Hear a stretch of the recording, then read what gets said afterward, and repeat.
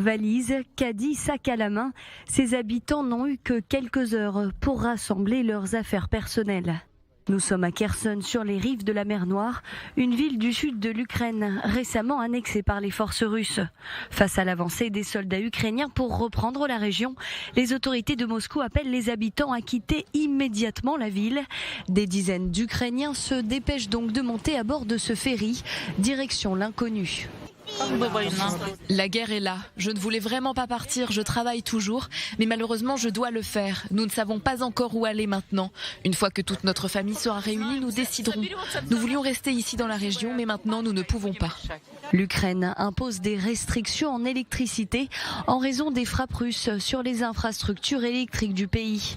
Le président Volodymyr Zelensky appelle tous les habitants à réduire considérablement leur consommation.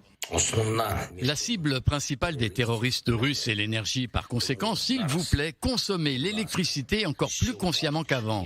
La stabilité de notre industrie énergétique nationale dépend de chaque ville et chaque région d'Ukraine. Résultat, la plupart des villes du pays sont plongées dans le noir. Au total, plus d'1 million de foyers à travers tout le pays sont privés d'électricité. Et dans les rues, pas une lumière, comme ici à Kharkiv. Une fois l'électricité coupée, tous les magasins ne fonctionnent pas. Les seuls qui fonctionnent sont ceux qui acceptent l'argent liquide et ceux qui ont un générateur personnel.